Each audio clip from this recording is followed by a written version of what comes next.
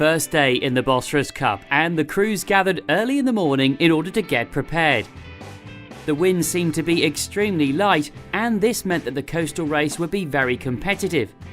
However, the weather forecast for the day shows that around noon the north wind would increase gradually to 10 knots, before dropping again to 4 knots at night.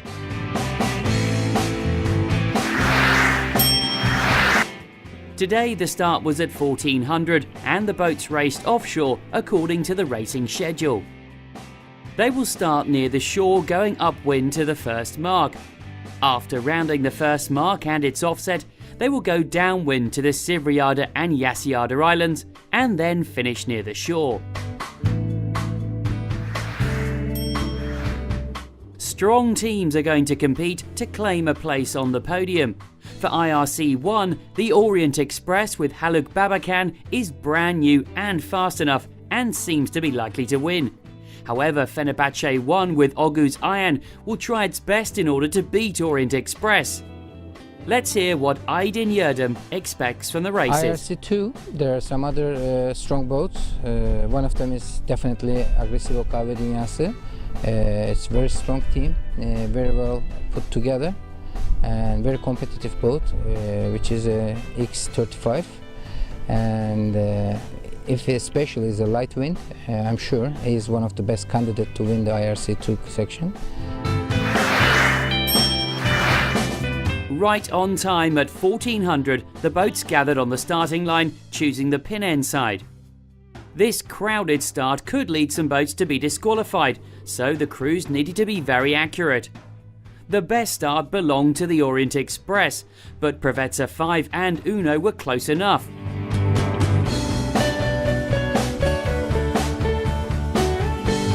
The 3D animation shows the boats would approach the first mark on the port side, and this would mean tacking on the mark. Orient Express rounded the top mark in the leading position and headed straight towards the second mark. A few meters behind was the Provezza 5, which was fast enough.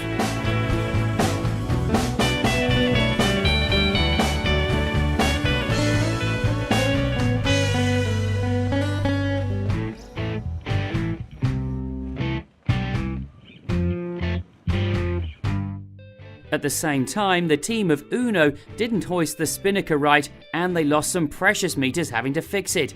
This gave Goblin the chance to decrease the distance a lot.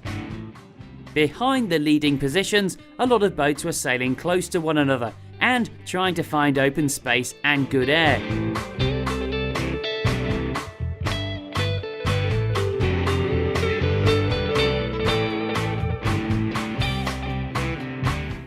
After rounding the first mark, Orient Express constantly increased the distance from his rivals and sailed fast towards the islands. Behind him, the crew of Provezza 5 was trying to decrease their distance, but they would have a difficult day. Uno and Goblin were not too close and chose to sail lower, aiming for lighter wind on their path.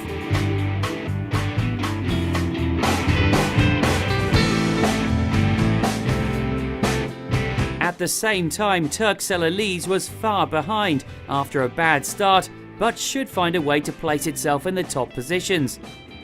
Orient Express rounded the Sivriada Island first, but the correction time would not give them the lead. On the other hand, the rest of the fleet was stuck on the island with the wind dropping to 2 knots. At 16:36, Orient Express finished, with its opponents really close. Let's have a look at the final results of the day.